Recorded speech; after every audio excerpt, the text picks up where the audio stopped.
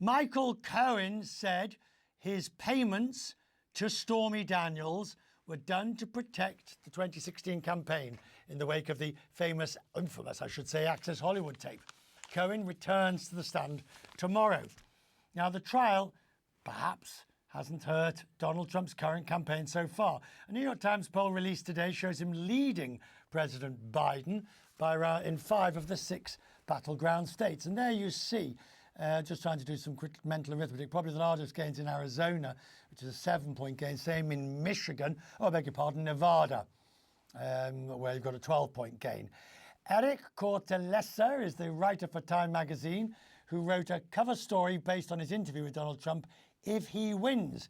Eric's with me now. When we look at this, the rest of the world is watching, and they see this dichotomy of Donald Trump in court, allegedly paying adult performers, sleaze, etc., and then they see the latest poll numbers. Are you able to square that circle for me? Well, I think, it's still very early, and, the polls are what they are, but a lot can change over the next 6 months. I think that this is at the core of Donald Trump's campaign strategy to turn his legal peril into a political advantage. It worked for him in the primary for sure. With each indictment, he soared in the polls and he raised millions of dollars in cash. It's going to be a harder sell in the general election when he has to appeal to moderate voters. And there's also polling out there that shows he would hemorrhage support if he was convicted of a crime. So, right now, the polling is really favorable for Trump, but there's a long way to go before the election.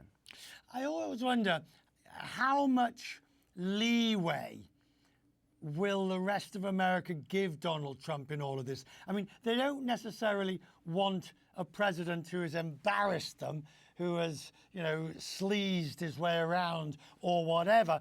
And at what point does that tell in?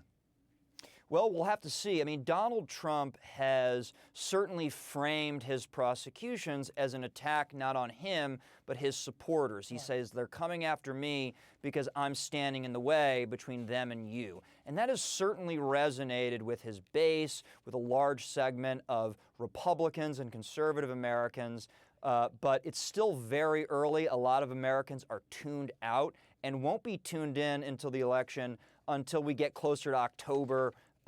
September through October and November, of course. So, a lot of it remains to be seen. Now, just to bring our viewers up to date, Donald Trump is basically going through tweets and lists of support from people who we can't verify any of the facts, which is why we're not listening to him. And arguably, it's not relevant to the case before us. Eric, I read your article again. I read it the first time. I read it again. I'm wondering, for you, what was the most disturbing part? And I made some notes. I mean, you talk about the imperial presidency, build migration detention camps, willing to fire U.S. attorneys, weighing on supporters, U.S. civil service he would gut.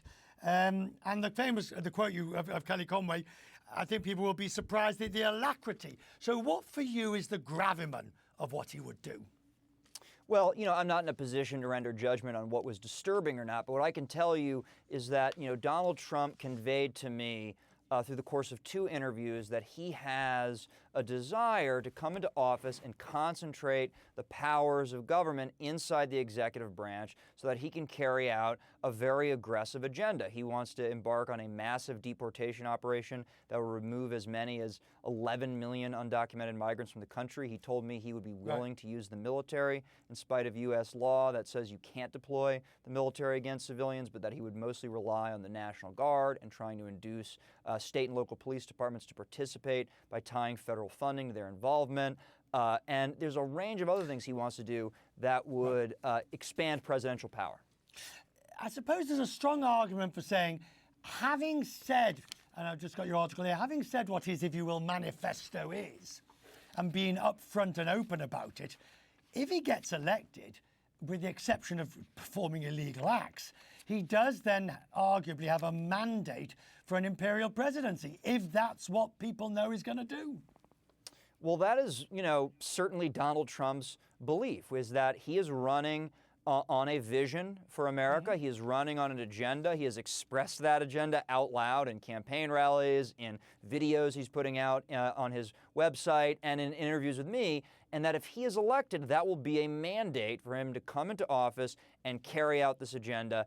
And, as he conveyed in our conversations, he doesn't want people in the executive branch, whether they're cabinet appointees or White House officials or even civil servants, to do anything that would stand in the way or thwart that agenda. Eric, it was superb reporting and an excellent article. Thank you for taking time to join me today. Thank you.